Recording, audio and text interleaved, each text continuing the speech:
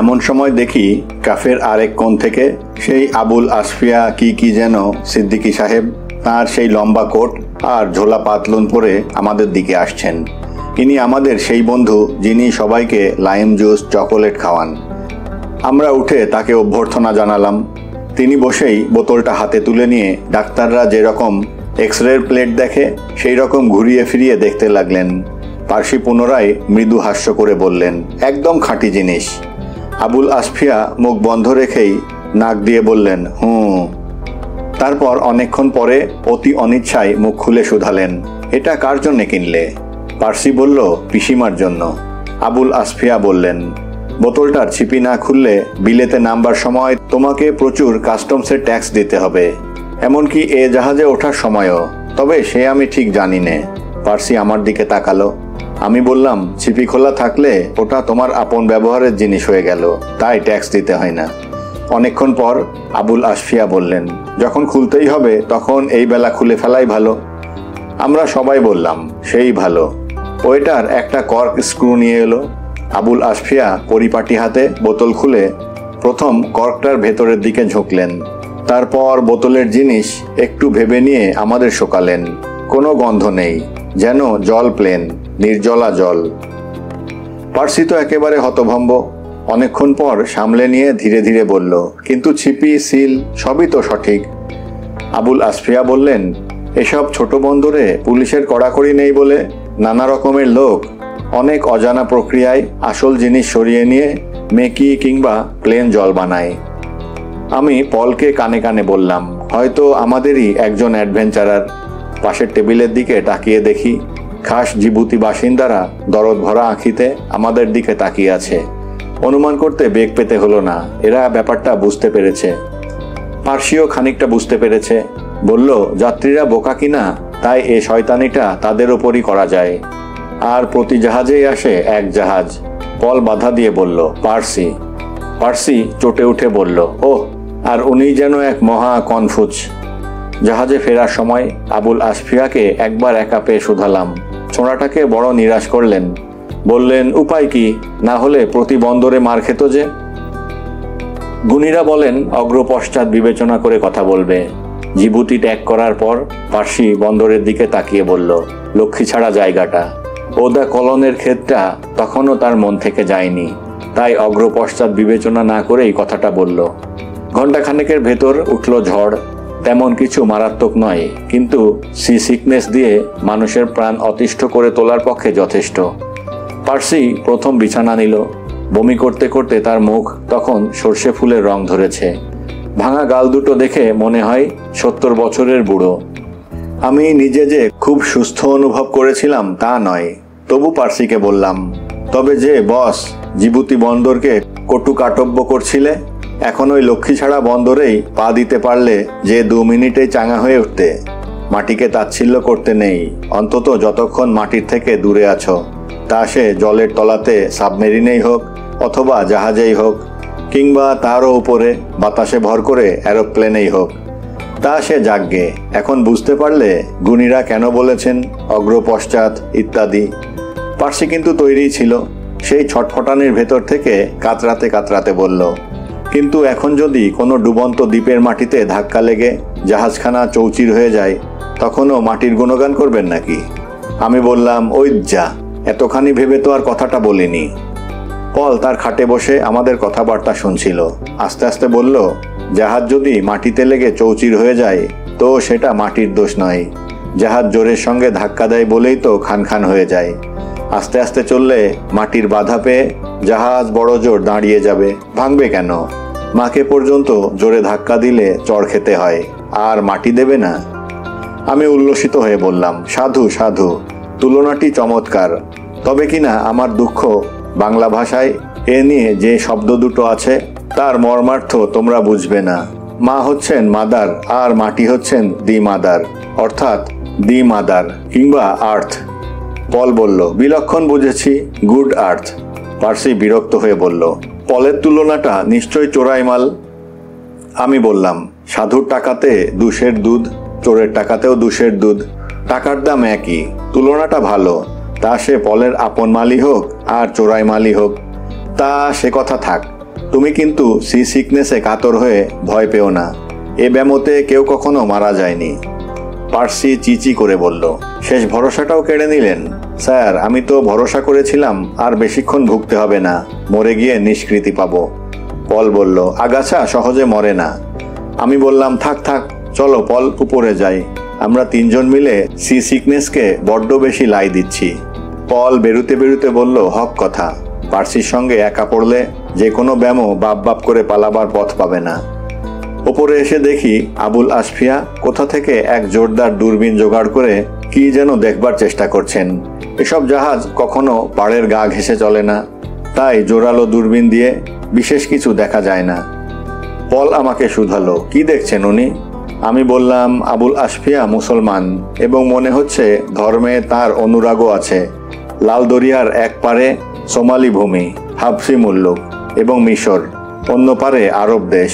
মহাপুরুষ মোহাম্মদ আরব দেশে জন্মেছিলেন, ওই দেশে ইসলাম প্রচার করেন। মক্কা মদিনা সবই তো ওইখানে। পল বলল, ইংরেজিতে যখনই কোনো জিনিসের কেন্দ্রভূমির কথা উল্লেখ করা হয় তখন বলা হয়, যেমন ধরুন সঙ্গীতের বেলায়, Vienna is the Mecca of music. এ তো আপনি নিশ্চয় জানেন। কিন্তু বিশেষ করে মক্কা বলা হয় কেন? মক্কা তো আর তেমন কিছু বড় শহর নয়। আমি বললাম, পৃথিবীতে গোটা তিনেক বিশ্ব ধর্ম আছে, অর্থাৎ এ ধর্মগুলো যে দেশে জন্মগ্রহণ করেছে সেখানেই সীমাবদ্ধ হয়ে থাকেনি, দূর দূরান্তে ছড়িয়ে পড়েছে। যেমন মনে করো বৌদ্ধ ধর্ম, খ্রিস্ট ধর্ম এবং ইসলাম। কিন্তু পৃথিবীর বহু বৌদ্ধ কিংবা খ্রিস্টান কোনো বিশেষ পুণ্য দিবসে এক বিশেষ জায়গায় একত্র হয় না। মুসলমানরা যেরকম হজের দিনে মক্কায় একত্র হয়, কোথায় মরক্কো, কোথায় সাইবেরিয়া, আর কোথায় চীন। পৃথিবীর যেসব দেশে মুসলমান আছে সেসব দেশের লোককে সেদিন তুমি মক্কায় পাবে। শুনেছি সেদিন নাকি মক্কার রাস্তায় দুনিয়ার প্রায় সব ভাষাই শুনতে পাওয়া যায়। তাতে করে লাভ? আমি বললাম, লাভ মক্কাবাসীদের নিশ্চয়ই হয়। তীর্থযাত্রীরা যে পয়সা খরচ করে তা সবই তো ওরা পায়। কিন্তু আসলে সে উদ্দেশ্য নিয়ে এ কথা সৃষ্টি হয়নি। মোহাম্মদ সাহেবের ইচ্ছা ছিল যে পৃথিবীর সব দেশের মুসলমানকে যদি একত্র করা যায় তবে তাদের ভিতর ঐক্য এবং ভ্রাতৃত্বভাব বাড়বে। আমরা যখন বাড়িতে উপাসনা না করে গির্জায় কিংবা মসজিদে যাই তখন তারও তো অন্যতম উদ্দেশ্য আপন ধর্মের লোকের সঙ্গে এক হওয়া। মোহাম্মদ সাহেব বোধহয় এই জিনিসটাই বড় করে সমস্ত পৃথিবী নিয়ে করতে চেয়েছিলেন।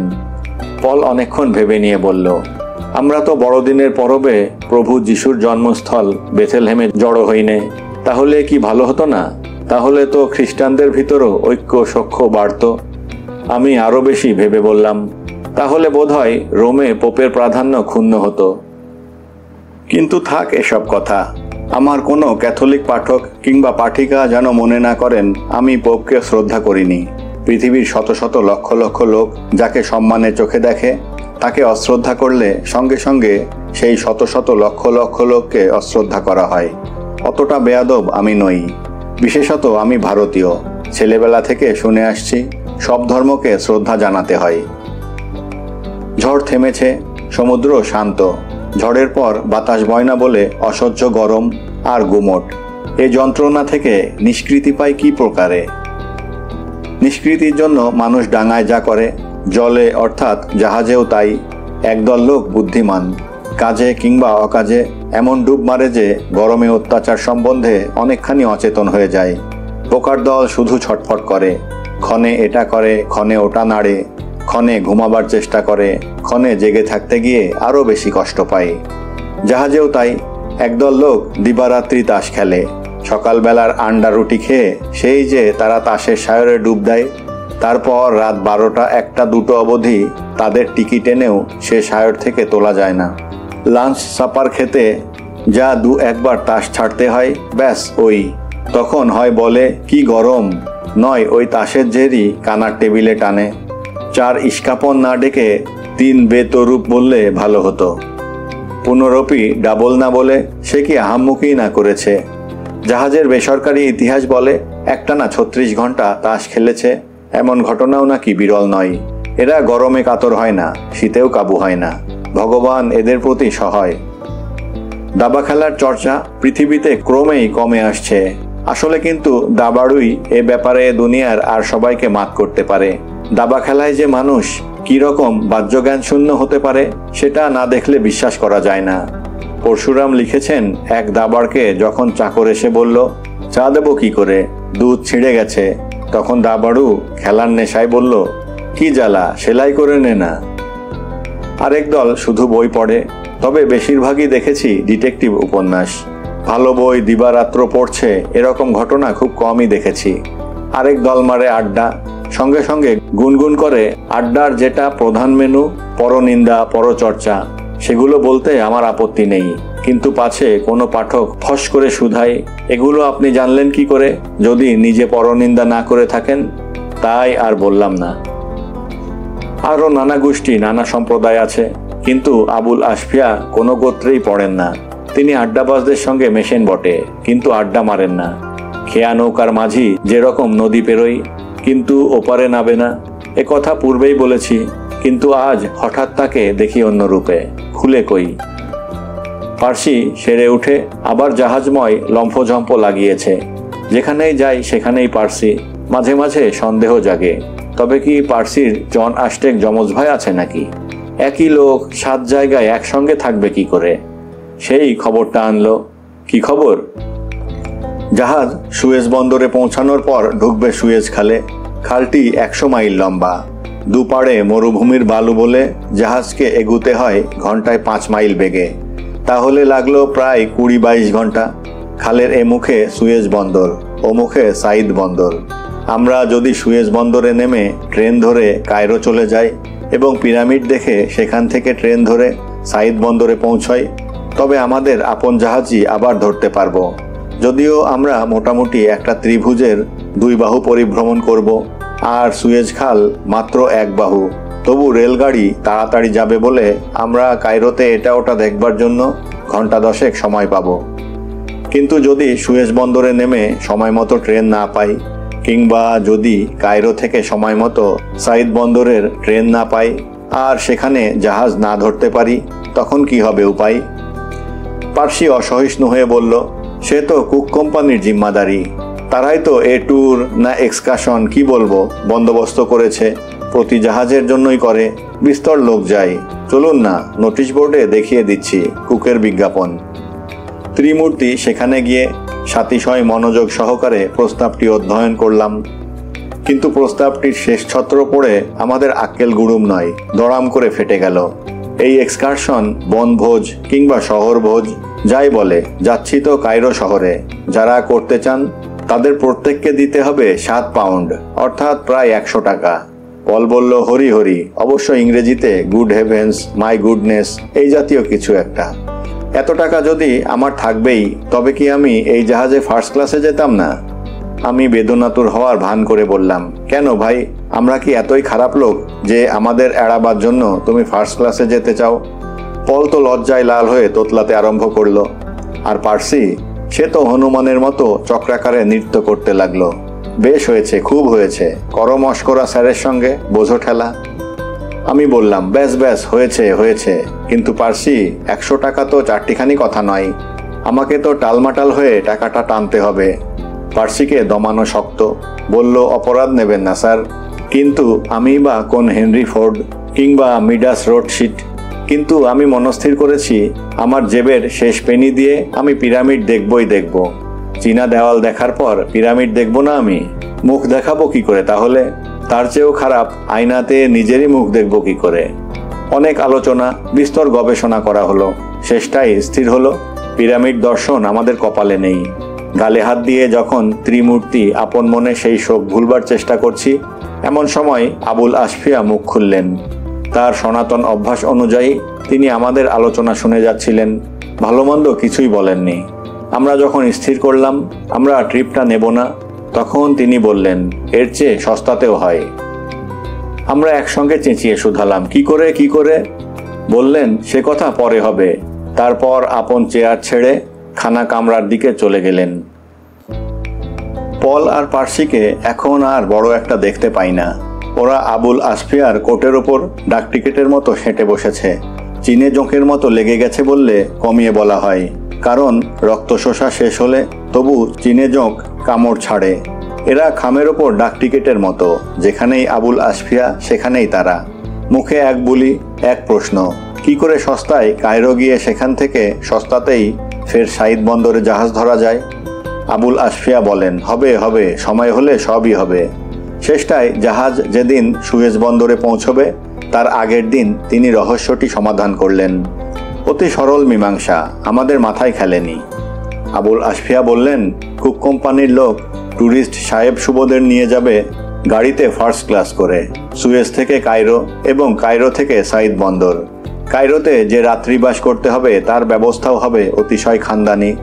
অতএব ম্যাগি হোটেলে, আমরা যাব থার্ডে এবং উঠব একটি সস্তা হোটেলে, তাহলেই হলো। প্রথমটায় আমরা অবাক হয়ে গিয়েছিলাম। সংবিতে ফেরা মাত্র আমার মনে আরেকটি কঠিন সমস্যার উদয় হলো। যদি কোনো জায়গায় আমরা ট্রেন মিস করি কিংবা অন্য কোনো দুর্ঘটনার মুখে পড়ে যাই আর শেষটায় সাঈদ বন্দরে ঠিকমতো পৌঁছে জাহাজ না ধরতে পারি, তবে যে আমাদের চক্ষু চড়ক গাছ। বরঞ্চ চা খেতে প্ল্যাটফর্মে নেমেছি আর গাড়ি মালপত্র নিয়ে চলে গেল, সে সমস্যারও সমাধান আছে।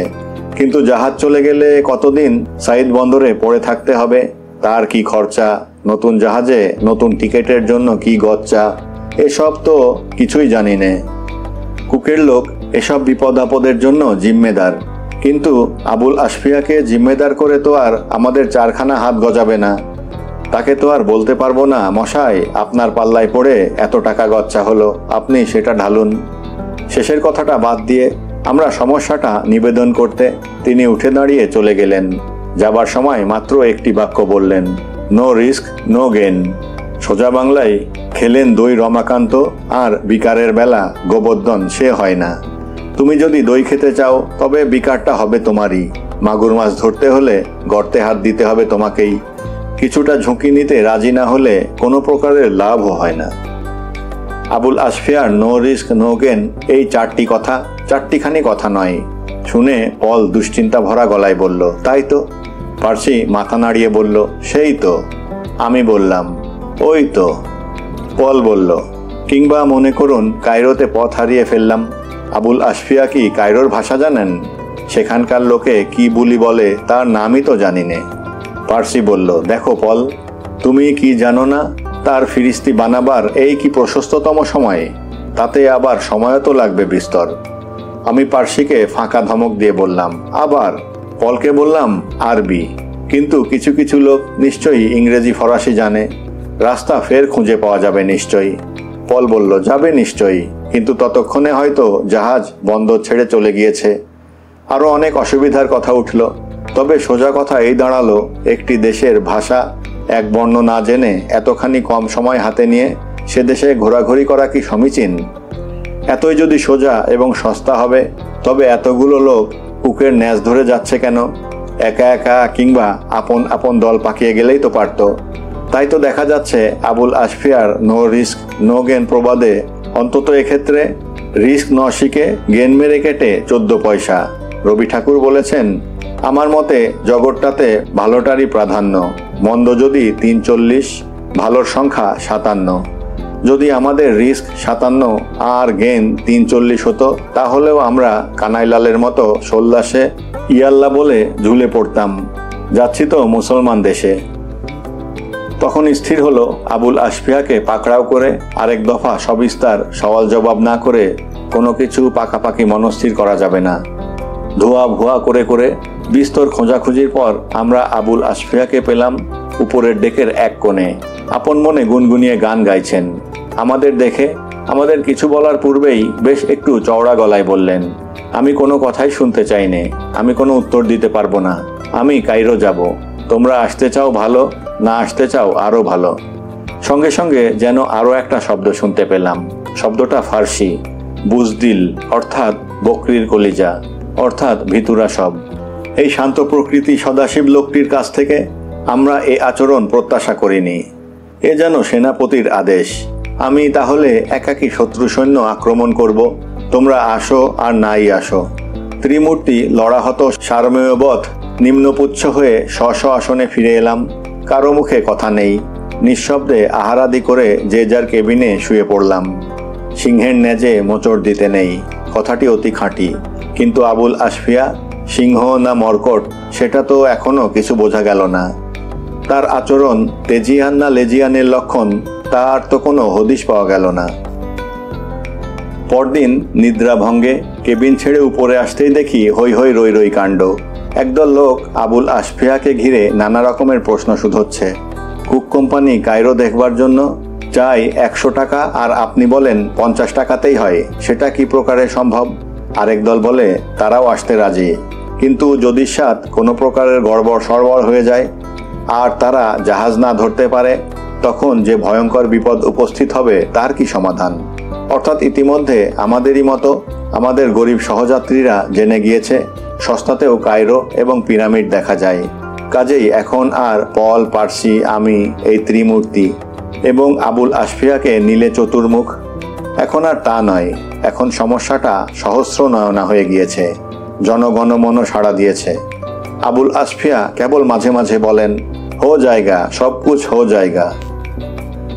হিন্দুস্তানি বলছেন কেন? তিনি তো ইংরেজি জানেন।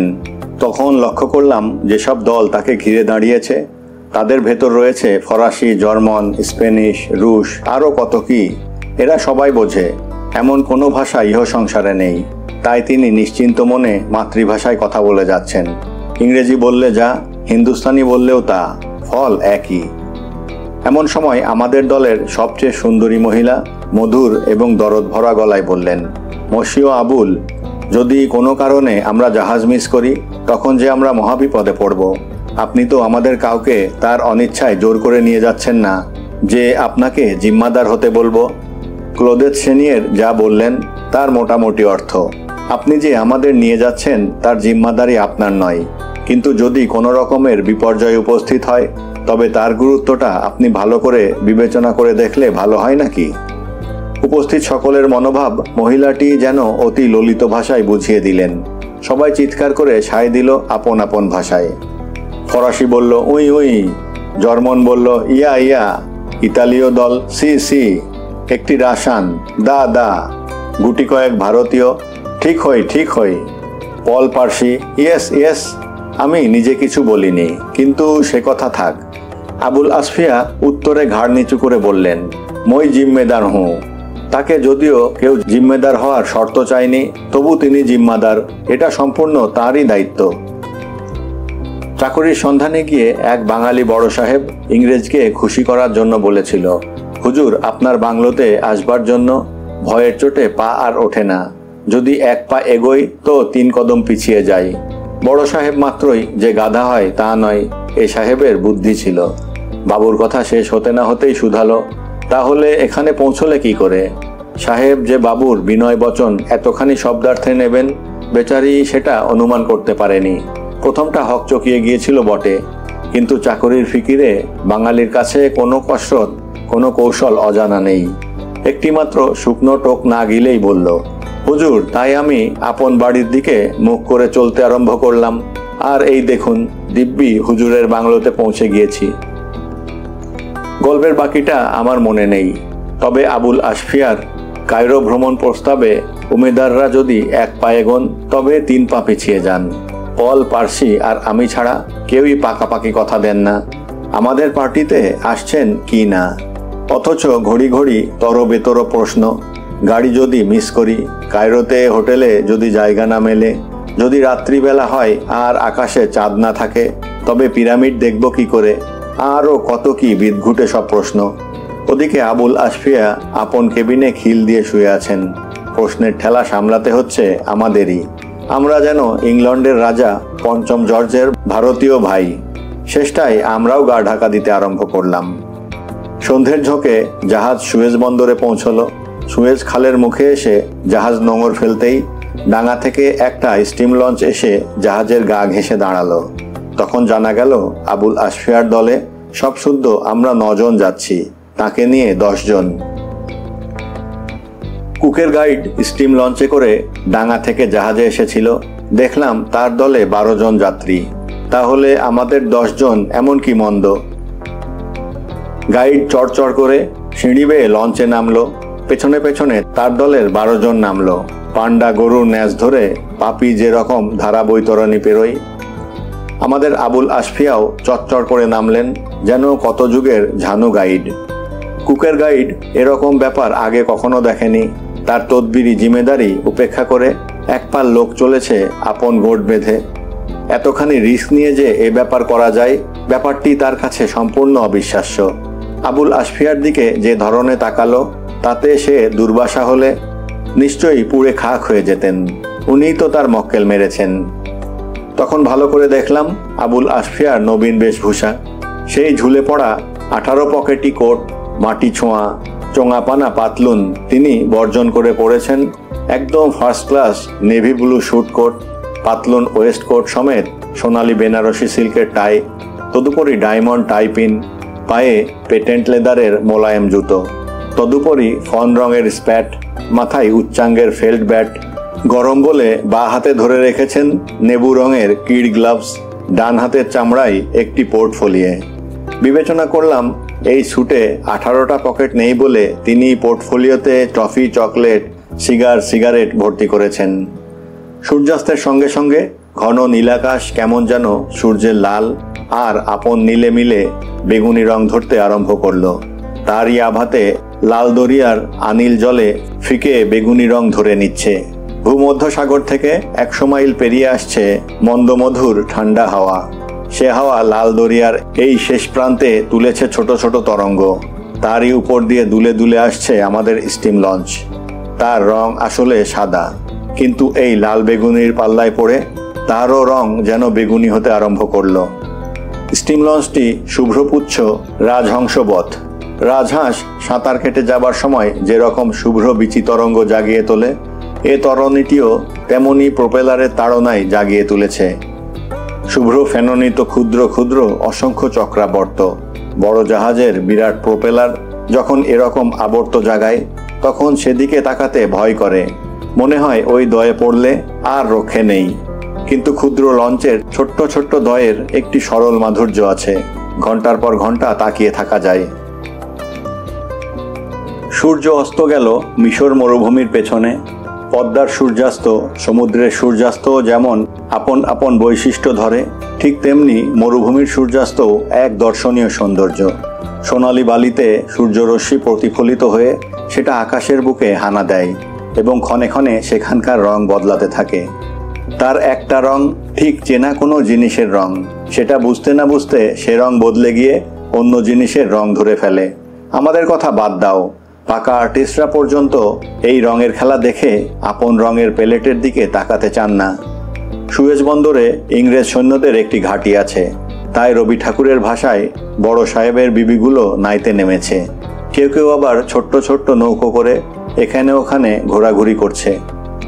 নৌকোগুলো হাল ফ্যাশনের ক্যাম্বিসে তৈরি। নৌকোর পাঁজর ভেনেস্তা কাঠের দড়শলা দিয়ে বানিয়ে।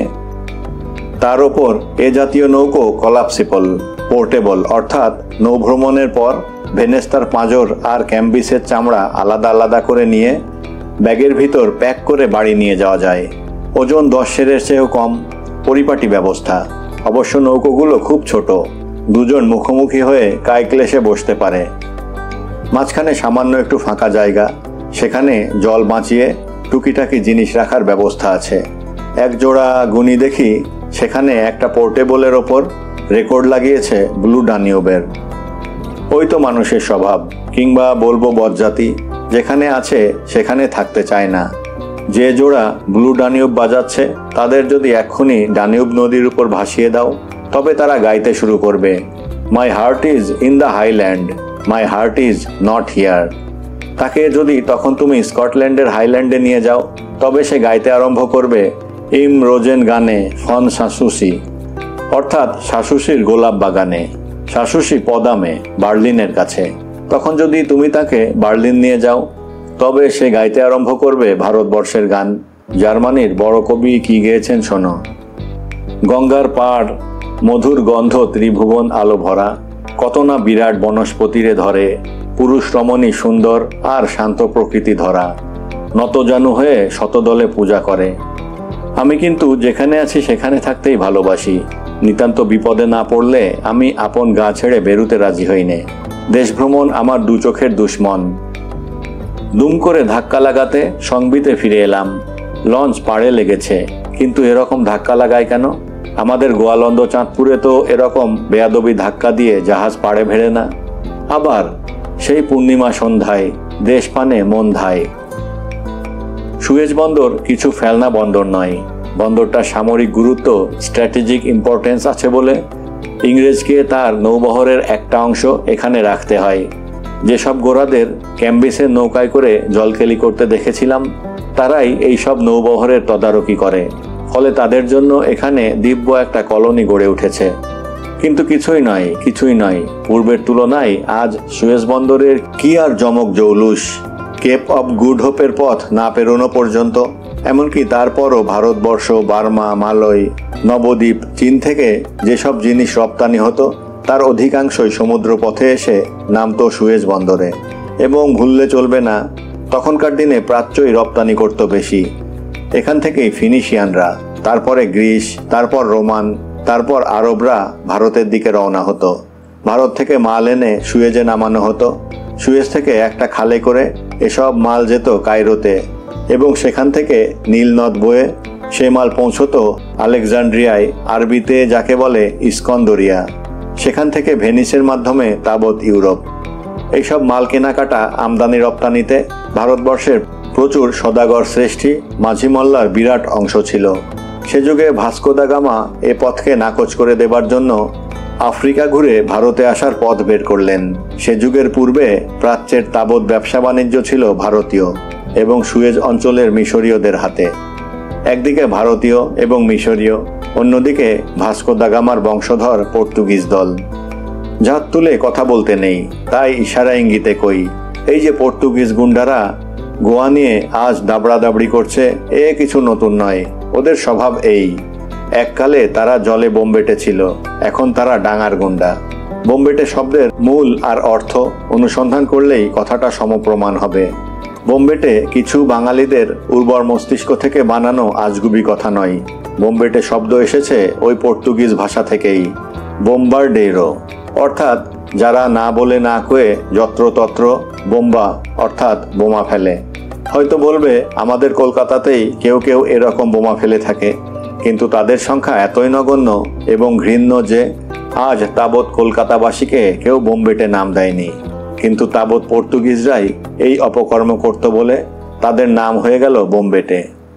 ওদের দ্বিতীয় নাম আমাদের বাংলা ভাষাতেই হারমদ, সেটাও পর্তুগিজ কথা, আমাডা থেকে এসেছে। বিখ্যাত কোষকার স্বর্গীয় জ্ঞানেন্দ্র মোহন দাস তার সুবিখ্যাত অভিধানে এ শব্দের অর্থ করতে গিয়ে বলেছেন, পর্তুগিজ জলদস্যুরা যখন বাংলাদেশের সুন্দরবন অঞ্চলে প্রথম হানা দেয়, তখন তাদের অসহ্য অত্যাচারে অতিষ্ঠ হয়ে বাঙালিরা সুন্দরবন অঞ্চল ত্যাগ করতে বাধ্য হয়।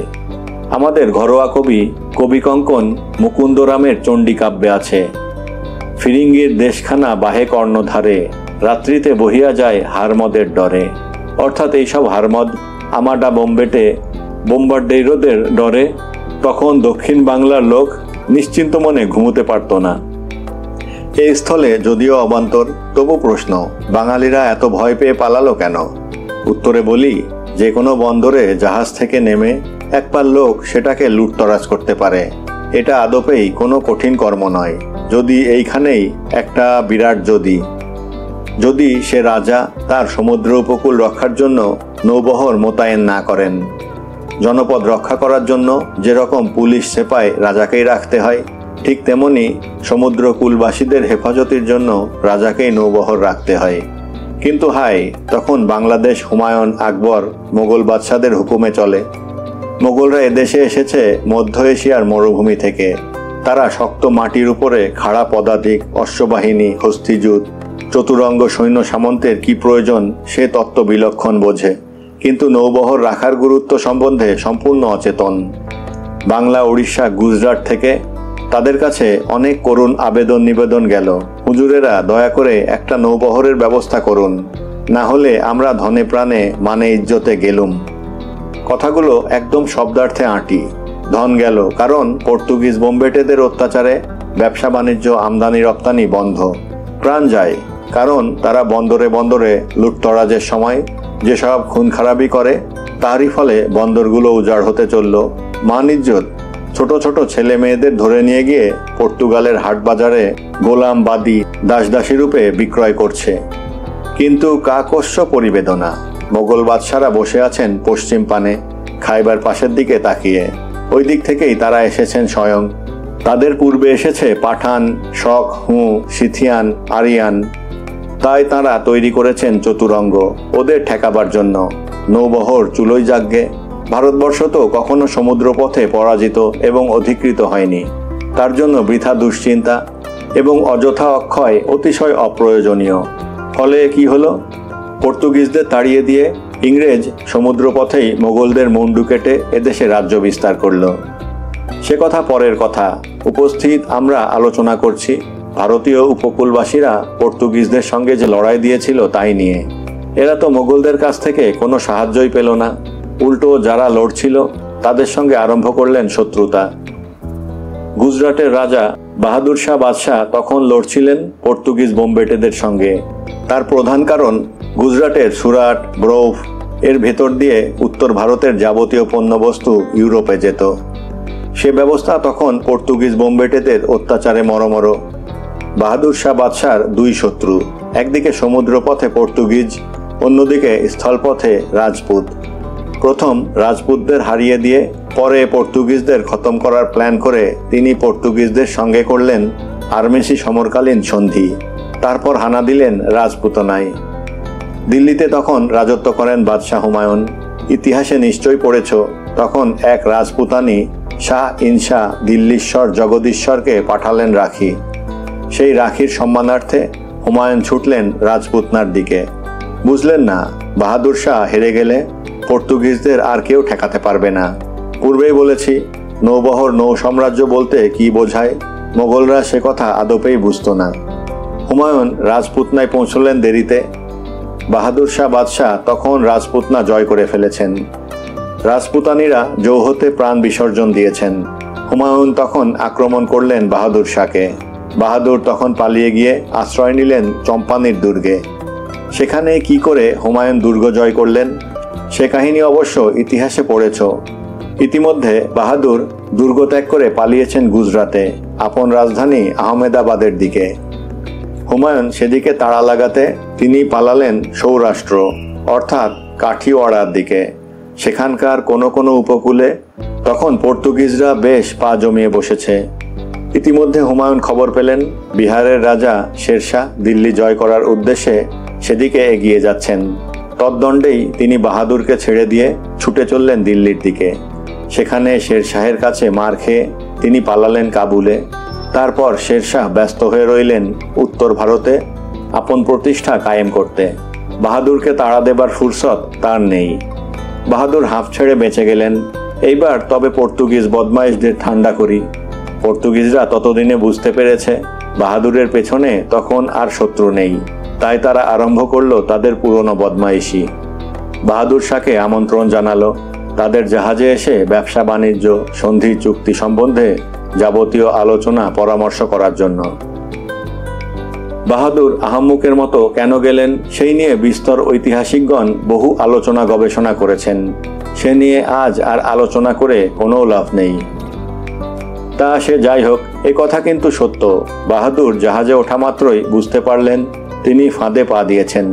পর্তুগিজদের বদমতলব তাকে খুন করার, তার সঙ্গে সন্ধি সুলেহ করার জন্য নয়। তখনই তিনি ঝাঁপিয়ে পড়লেন জলে সাঁতরে পাড়ে ওঠার জন্য। সঙ্গে সঙ্গে 10-20টা পর্তুগিজও হাতে বৈঠা নিয়ে তার পেছনে জলে ঝাঁপিয়ে পড়ল। সেই সব বৈঠা দিয়ে গুজরাটের শাহ ঈশা বাদশাহ বাহাদুর শাহের মাথা ফাটিয়ে দিল। পর্তুগিজদের বিরুদ্ধে ভারতবর্ষের এই শেষ লড়াই। কিন্তু আজ সুয়েজ বন্দরে ঢোকার সময় আমি দেশপানে ফিরে গিয়ে এসব কথা বলছি কেন? কারণ এই সুয়েজ রাজাকেই বাহাদুর তখন ডেকেছিলেন তার নৌবাহিনী নিয়ে এসে পর্তুগিজদের বিরুদ্ধে তাকে নৌসমরে সাহায্য করতে। পূর্বে বলেছি, সুয়েজও বেশ জানত পর্তুগিজদের বোম্বেটেগিরি তাদের ব্যবসা বাণিজ্যের জন্য কতখানি মারাত্মক। শুধু বাহাদুর নয়, তার পূর্বপুরুষগণও বারবার এদের ডেকেছেন। দুয়ে মিলে পর্তুগিজদের একাধিকবার ঝিঙে পোস্ত চন্দন বাটা করেছেন। তারা তখন যেসব কামান এনেছিল সেগুলো ফেরত নিয়ে যায়নি। গুজরাটের বাদশাহ যখন বললেন, এগুলো রেখে যাচ্ছেন কেন, তখন তারা বলেছিল, এইসব পর্তুগিজ বদমাইশরা আবার কখন হানা দেবে তার ঠিক ঠিকানা কি, আবার তখন কামান নিয়ে আসার হাঙ্গামা হুজ্জত ঠেলবার প্রয়োজন কি। এ ঘটনার 10 বছর পর আকবর গুজরাট জয় করেন। তিনি কামানগুলো দেখে তাদের পূর্ববর্তী ইতিহাস জেনেও নৌবাহিনীর নৌসমরের মূল্য বুঝতে পারেননি। তাই পর্তুগিজরা জিতল, তাদের হারিয়ে দিয়ে ইংরেজ জিতল। ক্রমে ক্রমে মাদ্রাজ কলকাতা হয়ে তাবৎ ভারতবর্ষে আপন রাজ্য বিস্তার করল। আজ সুয়েজে ঢুকে সেই কথাই স্মরণে এলো। এই সুয়েজের লোকই একদিন আমাদের সঙ্গে একজোট হয়ে পর্তুগিজ বর্বরতার বিরুদ্ধে কি লড়াই দিয়েছিল